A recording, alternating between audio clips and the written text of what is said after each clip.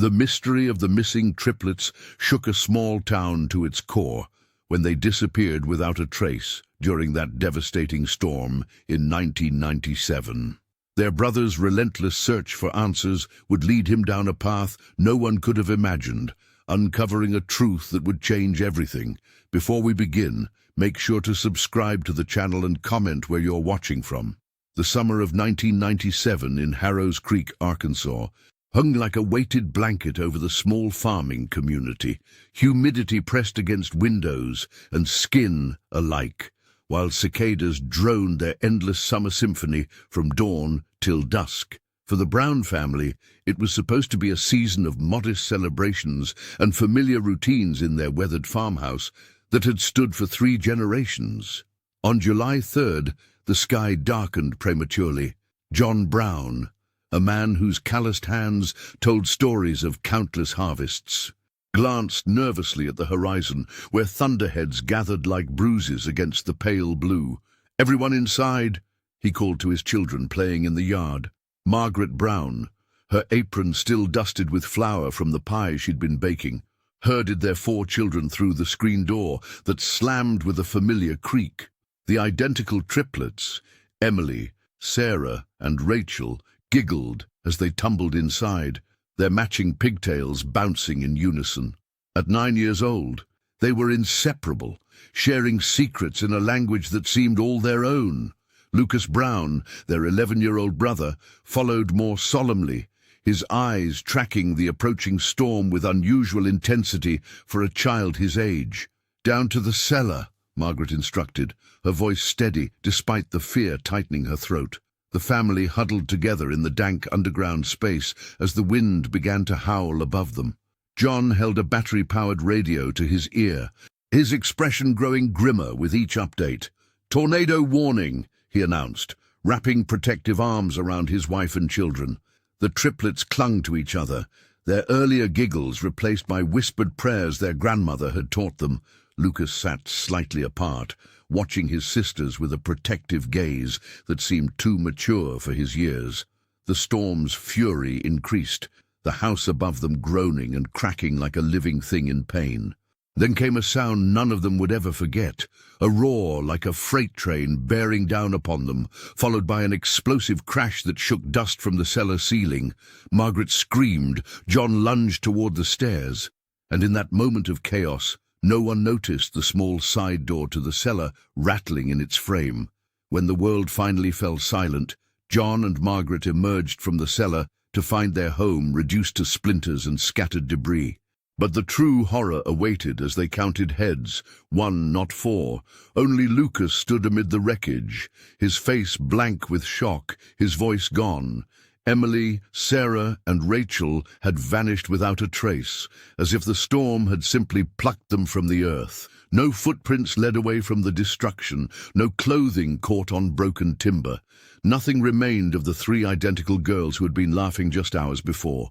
Only Lucas remained, shell-shocked and alone, the sole witness to whatever had happened in that moment when the world tore apart around them. Lucas Brown was just 11 years old when his world shattered. His mind replayed the last moments with his sisters in an endless, torturous loop.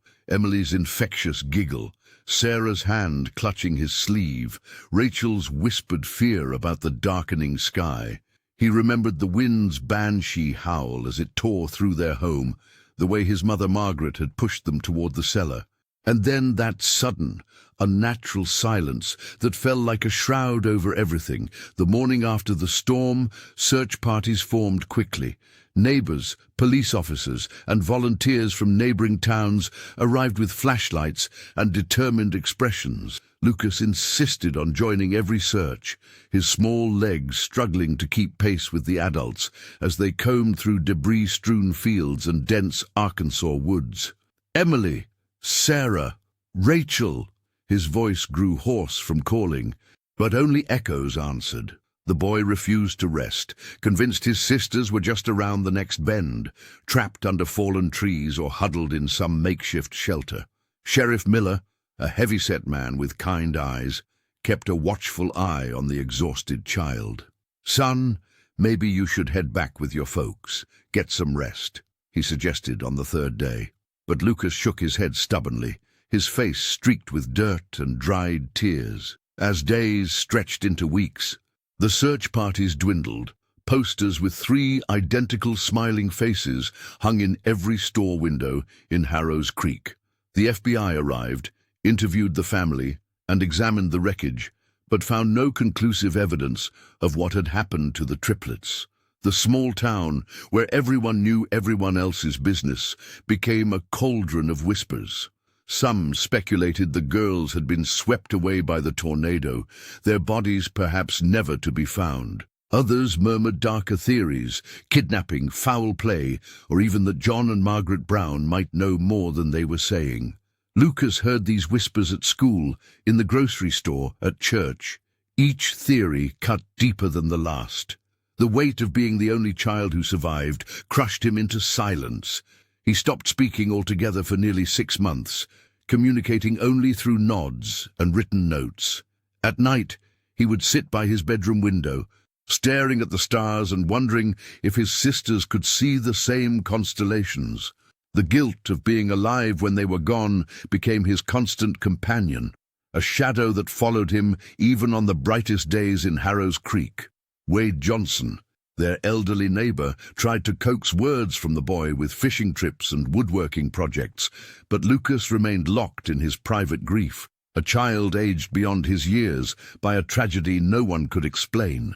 The years after the disappearance melted together like watercolors in the rain. Lucas Brown moved through life in Harrows Creek with mechanical precision, his body present while his mind remained tethered to that fateful night in '97. Elementary school gave way to middle school, then high school, each milestone marked by 3 conspicuous absences. "You're doing real good in math," his teachers would say, their eyes always carrying that same mixture of pity and discomfort. The quiet boy would nod, knowing they were really saying, "I'm sorry about your sisters." Lucas developed a talent for invisibility. He learned to move through the hallways of Harrows Creek High without drawing attention, to answer questions just thoroughly enough to avoid follow-ups. His classmates, unsure how to approach the boy whose tragedy had become local legend, mostly left him alone. At home, silence had become another family member. Margaret Brown kept herself busy with endless chores, scrubbing counters that were already clean, folding laundry with military precision. His father, John, threw himself into the farm work, returning each evening with soil-crusted hands and vacant eyes. "We need to keep moving forward," Margaret would say every few months, usually while preparing dinner. John would grunt in agreement, yet none of them could bring themselves to pack away the girls' belongings. Emily's favorite stuffed rabbit remained perched on her pillow. Rachel's collection of colored pencils stayed arranged by hue on her desk. Sarah's bookshelf remained untouched, fairy tales gathering dust. Every July 3rd, the anniversary of the storm, the Browns performed an unspoken ritual. Margaret baked a chocolate cake, the triplets' favorite, with 3 candles. They would sit at the dinner table, the cake untouched, and simply remember. No one cried anymore. That well had run dry years ago. Lucas kept a calendar in his head, counting days, then months, then years. By 15, he had started combing through newspaper archives at the local library, searching for similar cases. By 17, he had filled 3 notebooks with theories, timelines, and questions. "You need to find a way to live your life, son," John told him one evening, his weathered hand awkwardly patting Lucas's shoulder. "Your sisters wouldn't want you stuck in the past." But how could he move forward when half his heart remained in 1997? The question of what happened to Emily, Sarah, and Rachel wasn't just unanswered, it was unanswerable. And in that void, Lucas found himself unable to become anything other than the brother of the missing girls, the sole survivor of a tragedy that had swallowed his family whole. In the summer of 2017, exactly 20 years after the tragedy that had defined his existence, Lucas Brown returned to the place where his life had shattered. The drive to Harrows Creek felt like traveling through time itself. His knuckles whitened around the steering wheel as familiar landmarks appeared. The old general store, the church steeple, and finally, the winding dirt road leading to what remained of his childhood home. The abandoned brown farmhouse stood like a memorial to grief. Nature had reclaimed much of the structure. Kudzu vines crawled up broken walls, and wildflowers pushed through cracks in the foundation. Lucas parked his vehicle and sat motionless, gathering courage. At 31, his once boyish face had hardened into angular planes, his frame gaunt from years of carrying an invisible weight. 20 years, he whispered to the empty car. The ache inside him thrummed just as raw as it had when he was 11. Watching search parties comb the fields for his sisters, finally stepping onto the overgrown property, Lucas felt the ghosts of memory pressing against him. Here was where they'd played hide-and-seek. There was where his father had built the tire swing. The tornado had taken most of the structures, but somehow the foundations remained, like an outline of what once was. He wandered aimlessly, lost in recollection, when his foot struck something solid beneath the soil. Frowning, Lucas knelt and brushed away layers of dirt with trembling fingers. A small object emerged, caked with mud and weathered by time. His breath caught sharply as recognition dawned. It was a child's shoe, tiny and pink with a silver buckle that somehow still caught the afternoon light. Lucas turned it over in his hands, heart hammering against his ribs. This wasn't just any shoe, this was Emily's. He remembered his mother buying identical pairs for the triplets, remembered Emily's delight at the little silver buckle that made hers special. This can't be, he murmured, voice cracking. The authorities had combed every inch of this property 20 years ago. How had they missed this? His mind raced with possibilities, each more unsettling than the last. Lucas sat back on his heels, the tiny shoe cradled in his palms like something sacred. If Emily's shoe was here, what else might remain undiscovered? For the first time in 20 years, something shifted in his chest. Not just grief, but something sharper, more urgent. This wasn't just a relic, it was evidence. And perhaps, just perhaps, it was the first thread that might unravel the mystery that had consumed half his life. The tiny shoe had awakened something in Lucas Brown that had lain dormant for years. His hands trembled as he cradled Emily's mud-caked footwear, memories flooding back like a broken dam.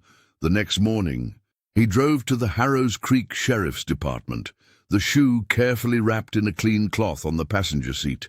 Sheriff Miller, a man who'd replaced the officer who'd handled the original case, listened politely, but without enthusiasm. 20 years is a long time, son, he said, sliding the evidence bag across his desk. We can log it, but don't get your hopes up. Lucas left the station with his jaw clenched. The authorities' lukewarm response wasn't surprising. But it stung nonetheless. In a town where the disappearance of the Brown triplets had faded from tragedy to local legend, only he seemed to carry the weight of what happened that stormy July night in 1997. That evening, as twilight settled over Arkansas, he returned to the farmhouse ruins alone. Armed with just a flashlight and a shovel, Lucas made his way to what remained of the storm cellar where his family had huddled during the tornado. The wooden doors had long since rotted away, leaving a gaping mouth in the earth that seemed to breathe the warm summer air.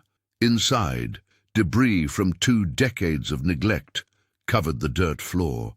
Lucas swept his light across the space, remembering how his mother Margaret had clutched all 4 children close as the wind howled above. He began to dig methodically, driven by an instinct he couldn't name.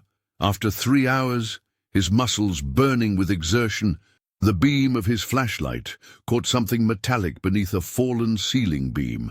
Lucas dropped to his knees, clearing away the dirt with his fingers until he uncovered a small silver locket, its chain broken but the pendant intact. His heart pounding, he pried it open. Inside, protected from the elements, were 2 photos. The first showed Emily, Sarah, and Rachel, their identical faces beaming at the camera, their arms linked together as they always had been in life. The second image, partially torn, made his blood run cold, his sisters standing beside a gaunt-faced stranger with slicked-back hair. Lucas stared at the man's face, searching his memory. This wasn't a family friend. This wasn't someone from town. Who was this man, and why were his sisters pictured with him? He slipped the locket into his pocket, a new determination hardening within him. If the authorities wouldn't help, he would find answers himself. For 20 years, he'd been haunted by what he couldn't remember about that night. Now, holding tangible evidence in his palm, Lucas knew he wouldn't rest until he discovered the truth about what happened to the brown triplets. Lucas's hands trembled as he stared at the faded photograph. The stranger's gaunt face and slicked-back hair triggered something deep in his memory, a flicker of unease he couldn't quite place.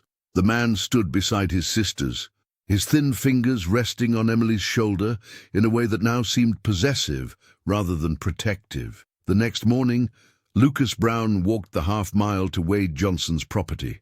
The elderly neighbor had lived adjacent to the Brown farmhouse for over 40 years, his weathered face as much a fixture of Harrow's Creek as the old oak tree marking the town limits. "I found something yesterday," Lucas said, carefully placing the torn photograph on Wade's kitchen table. "Do you recognize this man?" The elderly man's rheumy eyes widened in shock. His coffee mug froze halfway to his lips, then clattered back to the table, dark liquid sloshing over the rim. "Where'd you get this?" Wade asked, his voice barely above a whisper. "In the storm cellar. It was inside a locket." Lucas leaned forward. "You know him, don't you?" Wade's gnarled hands began to tremble. He looked away, staring out the window toward the distant ruins of the Brown family home. The silence stretched between them, heavy with unspoken truths.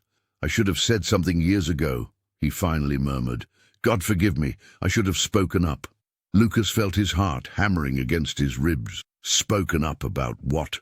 The old man drew a shaky breath. "That night, the tornado. After the worst had passed, I went out to check my property. The sky was this strange green color. Everything quiet except for the wind." Wade paused, his voice trembling. "I saw a pickup truck, all battered and mud-splashed, speeding away from your family's place. Thought it was strange, what with the roads being such a mess." Lucas gripped the edge of the table. "And there were 3 small heads in the back window." Wade's eyes filled with tears, just little silhouettes, bouncing as the vehicle hit the potholes. "I told myself it was someone evacuating, getting their kids to safety. But deep down," he trailed off, shame etching deeper lines into his weathered face. "You knew," Lucas whispered, the realization washing over him like ice water. "You knew someone took them." "I wasn't certain," Wade protested weakly, "and by the time I started wondering, everyone had decided the girls were taken by the storm. Who'd believe an old man's half-glimpse through the rain?" Lucas stared at the photograph, at the stranger's thin smile, and felt 20 years of grief crystallize into something harder, sharper. His sisters hadn't been swept away by nature's fury. They'd been stolen, and someone had used the chaos of the tornado as cover. Wade's revelation hit Lucas like a physical blow. The fragile peace he'd constructed over 20 years crumbled in an instant. His mind raced with horrifying possibilities. Had someone deliberately used the tornado's chaos as cover to take Emily, Sarah, and Rachel? The thought that his sisters hadn't been victims of nature's fury, but of human malice, made his stomach turn. "A truck," Lucas whispered, pacing the worn floorboards of his motel room. "Someone took them in a truck while everyone was hiding from the storm." The guilt that had been his constant companion since childhood grew sharper teeth. He'd survived while they vanished. But what if he'd missed something? What if there had been signs? Clues that his 11-year-old self hadn't recognized. The weight of this new possibility crushed down on his shoulders. Sleep abandoned him. Instead, Lucas Brown drove to the Harrow's Creek Library the next morning, requesting access to their newspaper archives. The librarian, recognizing him immediately, led him to a dusty back room without questions. Everyone in town remembered the Brown triplets, For hours, he pored over yellowed newspaper clippings, police bulletins, and missing persons reports from Arkansas and neighboring states. His fingers trembled as he created a timeline on his notepad, marking dates, locations, and circumstances. By evening, an unsettling pattern emerged. 3 children missing from Jonesboro during a flash flood in 1993. A young boy vanished during the county fair in Little Rock in 1995. Twin girls gone after a thunderstorm in Memphis in 1996. "It's the same," he muttered, connecting dates with shaking hands. Always during chaos, always when everyone's attention is elsewhere. Agent Samantha Davis answered his call on the second ring. Her voice shifted from professional to concerned as Lucas explained his findings. "This isn't coincidence," he insisted. "Someone's been using natural disasters and public events as cover for years. I'll need to see everything you found," the FBI agent replied. "I don't share this with anyone else yet." After hanging up, Lucas stared at the wall of information he'd assembled. His sisters' faces smiled back at him from a school photo taken just weeks before they disappeared. Emily with her missing front tooth, Rachel with her hair in pigtails, Sarah with the small birthmark near her eye. "I missed something," he whispered to their images. "But I won't miss it again." The guilt that had defined him for 20 years was transforming into something else, determination. Lucas would find the truth, whatever it cost him.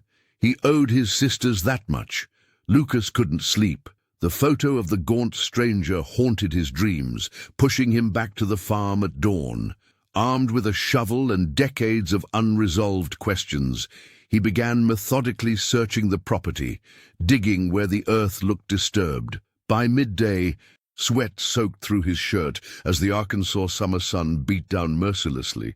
The Brown family land, once vibrant with his sister's laughter, now felt like a graveyard of memories. Yet something kept pulling him toward the old barn, a structure his father John had always planned to rebuild before grief consumed him. Behind the weathered building, Lucas noticed an unusual depression in the ground. Kneeling, he brushed away years of accumulated leaves and dirt to reveal a rusted metal handle. His heart raced as he cleared more debris, uncovering what appeared to be a hidden storm shelter, one he had no memory of ever seeing as a child. The padlock was corroded, breaking easily under the force of his shovel. As the heavy door creaked open, a rush of stale air escaped, carrying the unmistakable scent of mold mixed with something else, something that transported him instantly back to childhood. Crayons, bubblegum, fear. Descending the concrete steps, Lucas flicked on his flashlight. The beam cut through darkness, revealing a cramped underground room that couldn't have been more than 8 feet square. Time stood still as he surveyed the space. Melted candle stubs scattered across the floor, broken dolls with missing limbs, and 3 small, crumpled bedsheets folded neatly in one corner. "Emily, Sarah, Rachel," he whispered, as if his sisters might still be hiding in the shadows. The walls told their own story. Childish drawings covered the concrete surface, crude crayon sketches of 3 identical girls holding hands. Surrounding them were stick figures with exaggerated limbs. Puppets, he realized with growing horror. And towering above them all was a tall, thin figure, labeled in a child's unsteady handwriting. Mr. E. Lucas fell to his knees, overwhelmed. This wasn't just a storm shelter, it was a prison. His sisters had been here, hidden literally beneath his feet, while the entire town searched the surrounding countryside. The realization hit him with physical force. They hadn't been swept away by the tornado at all. His fingers traced the drawings, lingering on each sister's face. Had they drawn these while waiting for rescue, while hoping their big brother would find them? His throat tightened as 20 years of misplaced guilt transformed into something darker, more focused. "I'm going to find who did this," he promised the empty room, his voice echoing against the concrete walls. "I'm going to find you." Lucas Brown's hands trembled uncontrollably as he sifted through the debris, dust particles dancing in the beam of his flashlight. The air felt thick with memories and something darker, something that had been waiting 20 years to be discovered. When his fingers brushed against a loose floorboard, instinct made him pause. He pried it up, revealing a small cavity beneath. There, wrapped in a plastic bag to protect it from moisture, lay a spiral notebook with faded pink flowers on the cover. Lucas pulled it out, heart hammering against his ribs. Opening it carefully, he found pages filled with rounded, childish handwriting, the kind taught in elementary schools, with entries signed simply Rachel B. July 1st, 1997. Daddy got us matching bracelets for our birthday. Emily broke hers already. Sarah says she's the clumsy one. The early entries were innocent, filled with the mundane observations of a 9-year-old girl. Complaints about chores, excitement about swimming in the creek, arguments with her sisters. Lucas smiled through tears, hearing his sister's voice in every word. But as he turned the pages, the tone shifted dramatically. "I don't know what day it is. Mr. He brought us down here when the wind got bad. He said he was saving us, but he won't let us leave. The door is locked." Lucas's blood ran cold. He flipped through more pages, reading frantically. "Mr. E says the storm destroyed our house. Says Mama and Daddy are gone. Says Lucas, too. But I don't believe him. I heard him on the phone. He was laughing." The survivor pressed a fist against his mouth, stifling a sound somewhere between a sob and a scream. His sister had been alive, had been writing these words while search parties combed the woods, while he called their names into the emptiness. The final entries were the most disturbing. "He says we belong to him now. He plays music and makes us watch the dolls. They dance and he watches us watching them. I hate the music. I hate the puppets. I miss Mama. I miss Lucas." The last page contained a crude drawing, 3 identical stick figures holding hands, surrounded by what looked like marionettes hanging from strings. A larger figure loomed in the corner, labeled simply Mr. E. Lucas clutched the diary to his chest, rocking slightly as realization crashed over him. This wasn't just a tragic accident. Someone had taken his sisters, someone who called himself Mr. E. The storm had merely provided cover for something far more sinister. In that moment, survivors' guilt transformed into something else entirely, a burning determination to find the truth, no matter how dark the path ahead might be. Lucas Brown gathered the diary, photographs and shoe into a worn manila folder, his hands trembling with a mixture of hope and dread. After 20 years of questions, he finally had something tangible, evidence that might lead to answers about his sister's fate. The local police had dismissed him years ago, so Lucas drove 3 hours to the regional FBI office in Little Rock.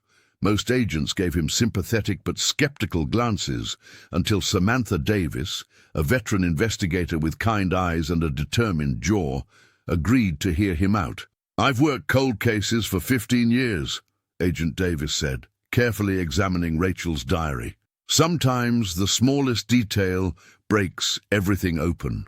For days, Samantha pored over the evidence, cross-referencing the childish handwriting with missing persons reports across 5 states. Lucas called her office twice daily, his voice increasingly desperate with each inquiry. On the 4th day, his phone rang. "I found something," Agent Davis said. "The description of Mr. E matches a person of interest in similar cases. Everett Harris, a traveling puppeteer active throughout the South during the 90s. Lucas felt the air leave his lungs. "A puppeteer? The diary mentions puppets," Samantha reminded him. "And we've tracked Harris's performance schedule. He was at the Harrows Creek County Fair the week before your sisters disappeared." The agent sent over a grainy photograph from a local newspaper archive. Lucas recognized him immediately. The gaunt face, the slicked-back hair, the same man from the torn snapshot in the locket. Harris had a pattern, Agent Davis explained. He'd perform at local events, charm the children, then vanish after storms or other community disruptions. We've linked him to at least 4 other disappearances across Arkansas, Tennessee, and Mississippi. Lucas stared at the photograph until his eyes burned. The tornado was the perfect cover. he whispered. Everyone was focused on the destruction. According to Wade Johnson's statement, a pickup truck was seen leaving your property that night, Samantha confirmed. Harris owned a 1985 Ford with a distinctive dent in the passenger door. The realization crashed over Lucas like a physical blow. While search parties had combed the woods for bodies, his sisters might have been alive, trapped with a monster who used chaos as his hunting ground. "We've reopened the case," Agent Davis assured him. "Harris hasn't been seen in years, but people like him leave trails. If your sisters are out there, we'll find them." Lucas nodded, his throat tight with emotion. The last confirmed sighting of Everett Harris had been the night of the storm, July 3rd, 1997, the same night Emily, Sarah, and Rachel vanished from the Brown family farmhouse forever. The farmhouse called to Lucas Brown like a siren, drawing him back night after night. Though 2 decades of neglect had reduced it to little more than a skeleton of rotting wood and broken memories, he couldn't stay away. Each evening, after finishing his shift, he would drive the familiar route down County Line Road, park his vehicle at the edge of the property, and walk the remaining distance in silence. On this particular night, the Arkansas humidity clung to his skin as he approached the dilapidated structure. Something felt different. The air seemed charged, as if the ghosts of his past were holding their breath. When he reached the front porch, or what remained of it, Lucas noticed an envelope wedged beneath the warped door. His hands trembled as he picked it up. No postmark, no return address. Just his name scrawled across the front in unfamiliar handwriting. Inside, he found 2 items, a cassette tape and a Polaroid photograph. The image was blurry, taken from a distance, but unmistakable. A young woman with Sarah's eyes staring directly at the camera. "It can't be," he whispered, his voice breaking the evening stillness. Lucas rushed to his automobile, fumbling with the tape deck he'd installed years ago precisely for this impossible moment. Agent Samantha Davis had warned him about false hopes, about the psychological toll of endless searching, but this was different. This was real. The tape hissed to life. Static crackled through the speakers before giving way to a voice, older, worn by time and trauma, but achingly familiar. "Lucas, if you're hearing this, I made it out." The voice paused, a shaky breath audible in the silence. "I can't come home yet, but I remember you. I remember the music." He played it again and again. Each time, his sister's voice washed over him like a tide, eroding 20 years of guilt and uncertainty. Sarah was alive. Not the 11-year-old girl who disappeared during that devastating tornado, but a woman who had somehow survived whatever horrors Everett Harris had inflicted. The mention of music sent a chill down his spine. The puppeteer had always incorporated eerie melodies into his performances, a detail Wade Johnson had mentioned when describing the shows at the county fair that summer. It was a connection only someone who knew the truth would understand. Lucas clutched the photograph, studying every pixel of his sister's face. She looked haunted, thinner than he would have imagined, but her eyes held the same quiet determination he remembered. Somewhere out there, Sarah Brown, or whatever name she went by now, was reaching out, breaking decades of silence. Tomorrow, he would contact Agent Davis. Tonight, he would allow himself something he hadn't felt in 20 years, hope. Lucas Brown sat in his darkened living room, the cassette player's mechanical whirring the only sound as he rewound the tape for the 20th time. Each word from his sister's voice sent electricity through his veins. He closed his eyes, memorizing every inflection, every pause, searching for hidden meanings between the lines. "The postmark says Missoula, Montana," he whispered to himself, tracing the smudged ink on the envelope. 1,500 miles, a vast distance that somehow made her feel both impossibly far and tantalizingly close. His hands trembled as he dialed Agent Samantha Davis's number. The FBI agent had become his only ally in the bureaucratic maze of cold cases and forgotten files. "I need everything you have on Montana," he said the moment she answered. "Anything about young women with mysterious backgrounds, no history, no family connections." The agent's voice turned serious. "I've already started looking, Lucas. There's a pattern there. Women in their 30s appearing out of nowhere, using cash only, taking odd jobs. They leave no digital footprint, no social security trails. It's like they're ghosts.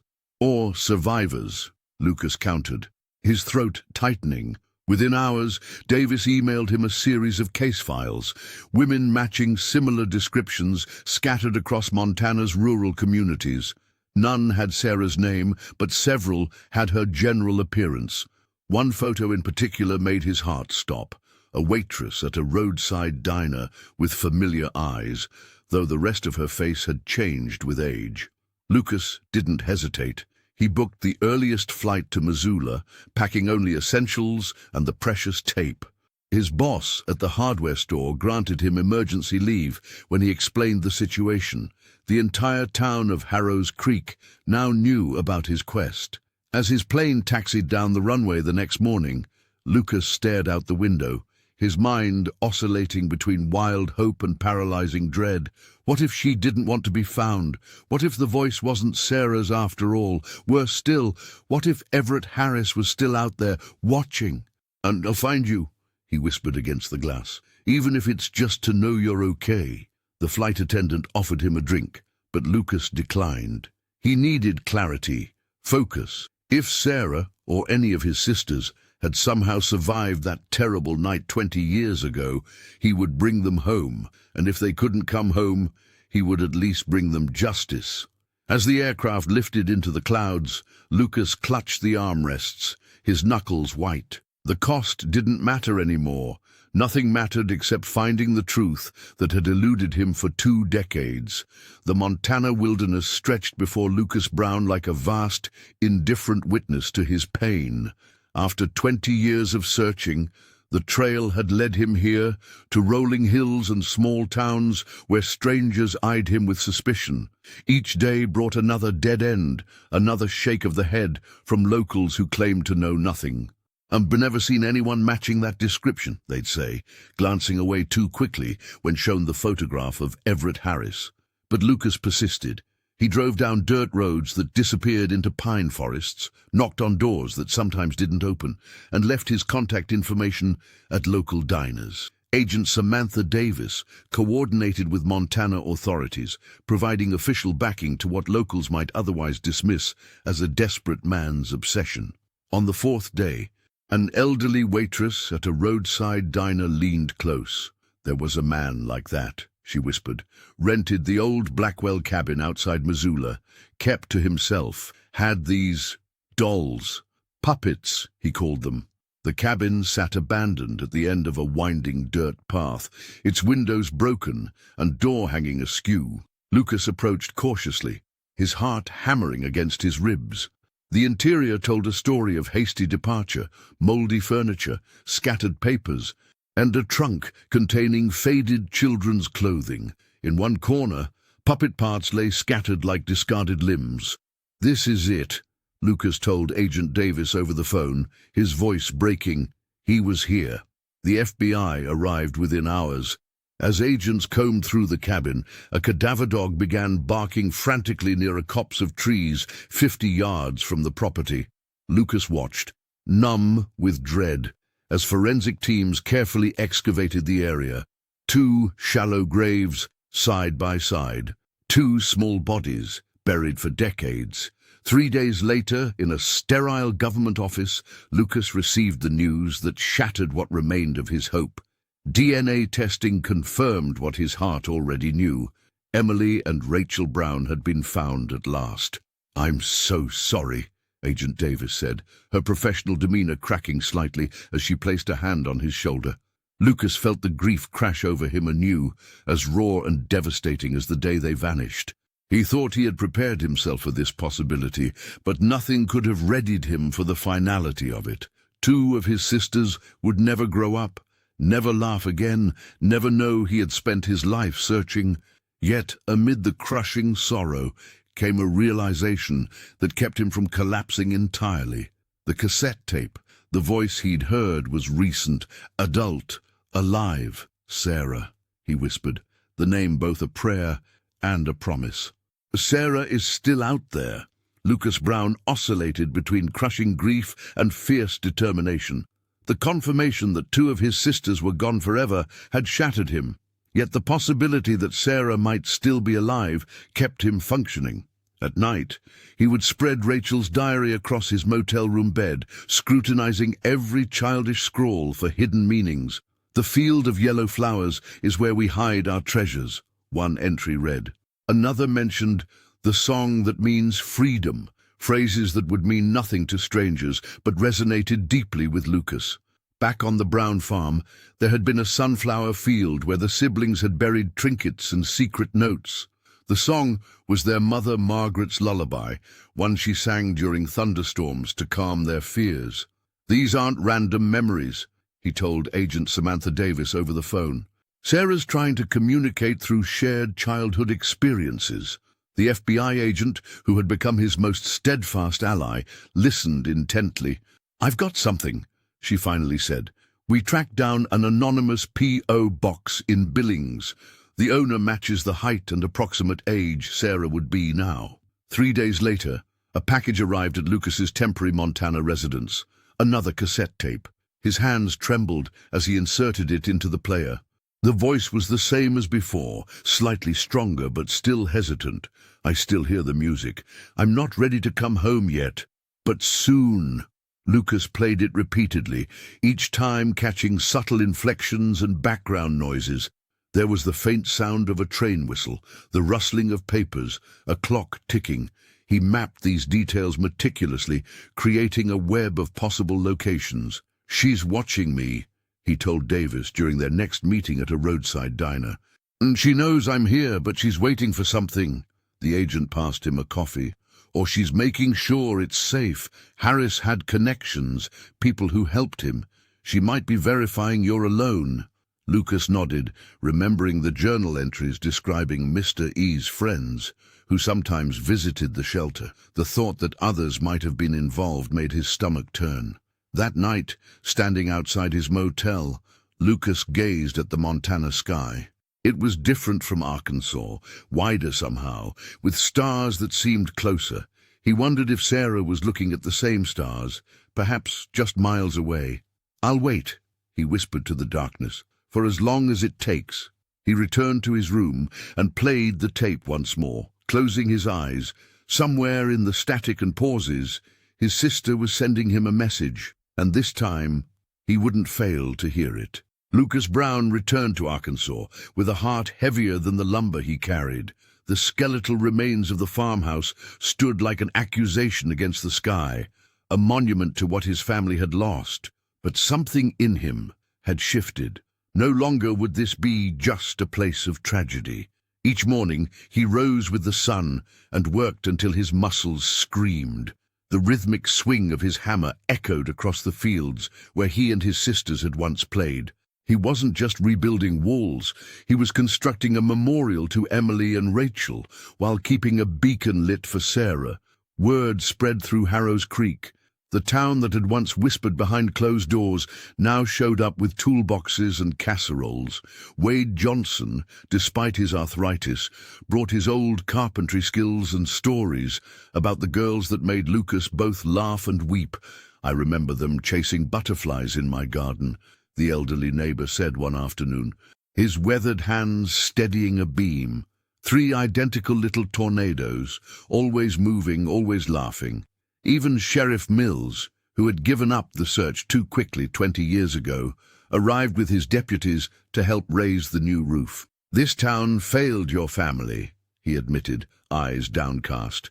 "We got comfortable with not knowing." Margaret Brown visited occasionally, touching the new walls with trembling fingers. Though she and John had divorced years after the tragedy, she found comfort in her son's determination. "They would be proud of you," she whispered, her voice catching.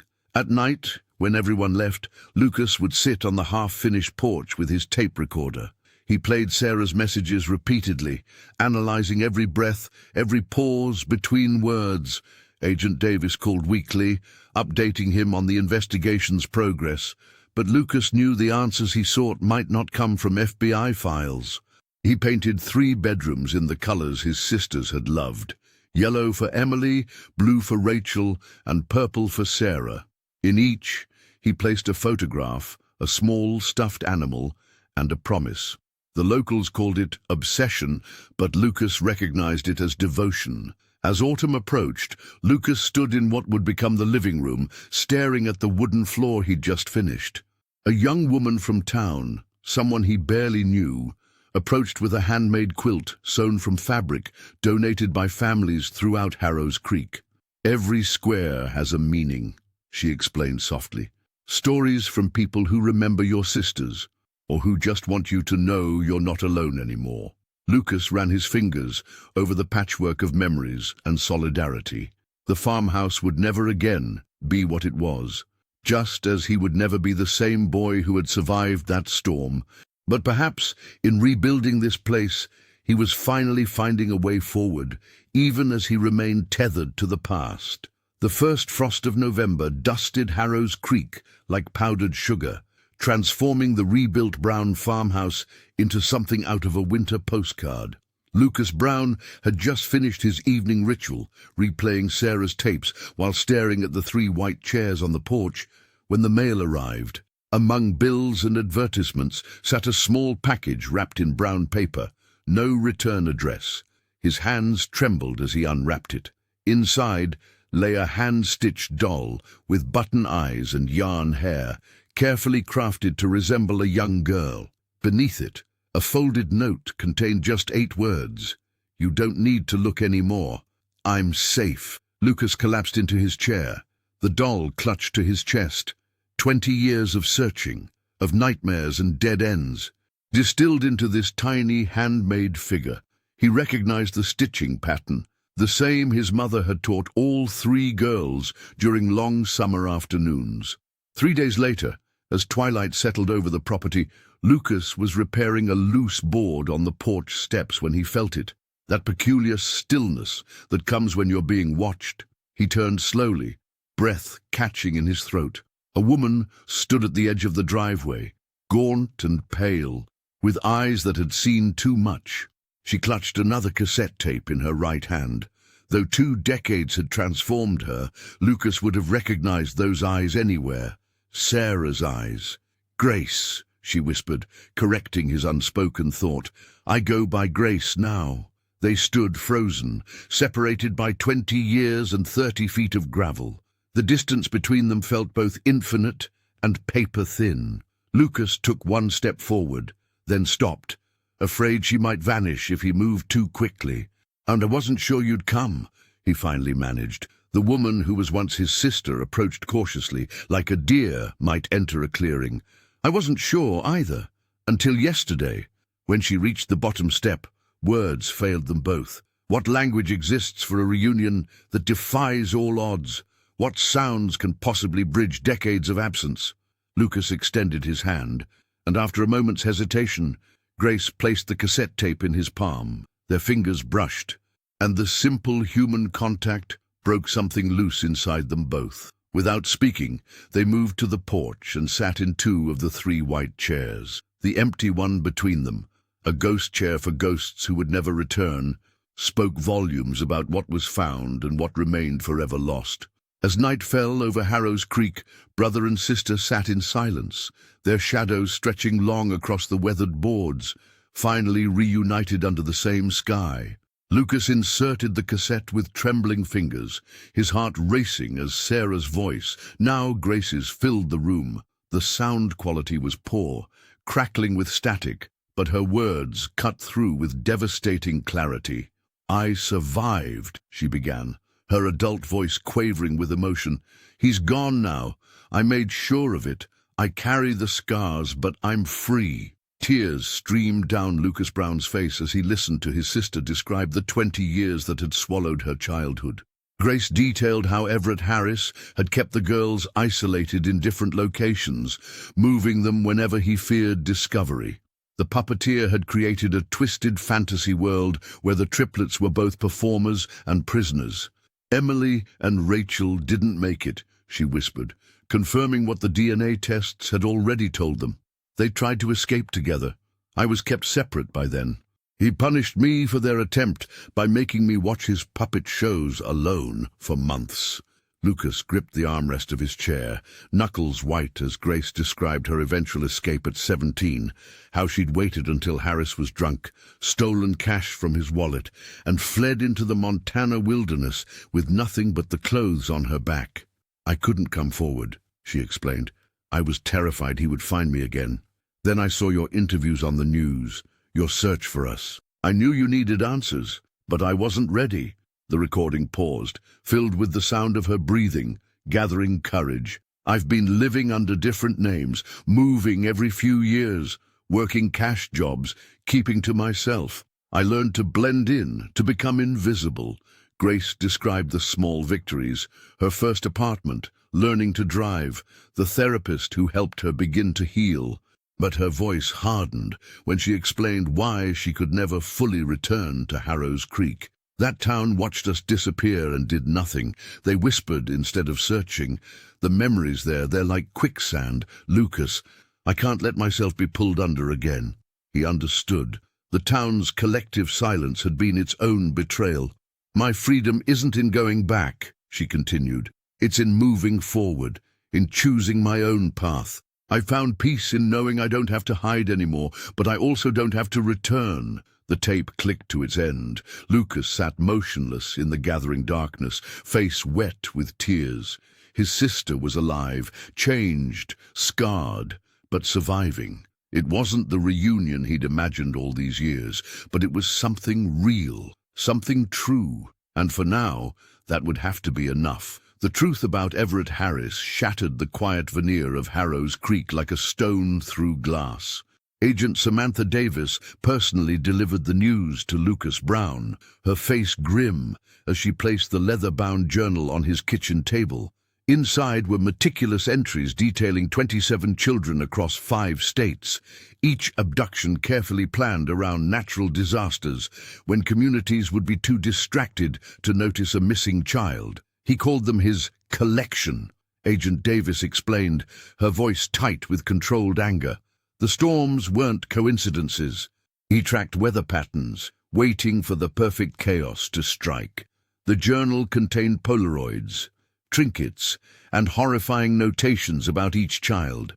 Emily and Rachel's names were crossed out with red ink, while Sarah's remained circled, the one who escaped. Lucas couldn't bring himself to read beyond the first few pages, the weight of what might have been too crushing to bear. When the FBI publicly released their findings, Harrow's Creek collectively mourned. A memorial service brought together hundreds of residents, many who had whispered about the Brown family tragedy for years, but never offered comfort. Now they stood shoulder to shoulder, candles flickering in the twilight as they finally acknowledged the darkness that had touched their community. "We failed those girls," Wade Johnson said during the service, his elderly frame bent with the burden of delayed truth. "We failed by looking away, by pretending monsters don't exist in small towns like ours." In the months that followed, Lucas transformed his pain into purpose. The farmhouse, once a monument to tragedy, became headquarters for the Brown Family Foundation, a resource center helping families of missing children navigate the labyrinth of law enforcement, media attention, and crushing uncertainty. "And did I know what it's like to search for 20 years, Lucas told a desperate father whose daughter had vanished during a county fair. "And I know what it's like to find answers that break your heart. You deserve someone who won't stop looking." The foundation partnered with Agent Davis to create protocols for emergency situations, ensuring no child would disappear during a crisis without immediate task-organized response. Lucas traveled to small towns across Arkansas, speaking about warning signs and the importance of community vigilance. At night, when visitors left and the farmhouse grew quiet, Lucas would sit on the porch, watching fireflies dance across the fields where his sisters once played. The ache remained, but alongside it grew something unexpected, a sense of purpose forged in the crucible of unimaginable loss. In this rebuilt home, both grief and healing found their place, neither diminishing the other, but existing together like shadow and light. Sarah, now living as Grace, disappeared into the wider world, her precise location a secret shared only with Lucas Brown. Every few months, a plain envelope would arrive at his mailbox, postmarked from different cities across the country: Denver, Seattle, Nashville, Portland. Inside, he'd find handwritten letters and occasionally a cassette tape, her voice stronger with each recording. "I planted sunflowers yesterday," she wrote in one letter. "They remind me of the field behind our old house, how we used to run through them playing hide and seek." Lucas would trace his finger over her neat handwriting, imagining his sister kneeling in soil somewhere, her face tilted toward the light. In her tapes, Grace described simple pleasures that had once been impossible: walking alone in public parks, ordering coffee in crowded establishments, sleeping with her window open on summer nights. "The music box he used to play still haunts me sometimes," she confessed in one recording. "But I've started listening to classical piano. It's helping me reclaim what he stole." Lucas kept these communications in a wooden box beside his bed. On difficult nights, when memories of Emily and Rachel pressed too heavily, he would listen to Grace's voice, finding comfort in knowing at least one sister had survived Everett Harris's cruelty. They spoke on the telephone exactly once a year, on the anniversary of the storm. Their conversations were careful, sometimes stilted, but underpinned by a profound connection that transcended the years of separation. Grace never revealed her exact whereabouts, and Lucas never asked. Her freedom to choose had been violently taken once. He wouldn't take it again, even in the smallest way. "Are you happy?" he asked during their last call. The line went quiet for so long, he thought they'd been disconnected. Finally, she answered, "I'm at peace. Some days I'm even happy. That's more than I ever thought possible." Lucas's own solitude gradually transformed. What had once been a hollow existence defined by absence became something different, a life with purpose, shaped by both loss and discovery. The quiet that surrounded him no longer felt like abandonment, but like a space he had chosen, filled with meaning and memory. In his work helping other families of missing persons, he found community. In his rebuilt farmhouse, he created sanctuary. And in his continued connection with Grace, he discovered that love could stretch across any distance, surviving even the worst humanity could inflict. "We're still family," Grace had written in her most recent letter, "just not in the way anyone would understand." Lucas understood perfectly. The 3 white chairs on the porch of the rebuilt brown farmhouse stood as silent sentinels facing the setting sun. Lucas Brown sat alone in the middle one, his weathered hands resting on his knees. 23 years had etched lines into his face that told stories of searching, of grief, and finally of a peace hard won. The evening breeze whispered through the tall grass, carrying with it the faintest melody, a lullaby his mother Margaret had once sung to Emily, Sarah, and Rachel. He closed his eyes, letting the familiar tune wash over him.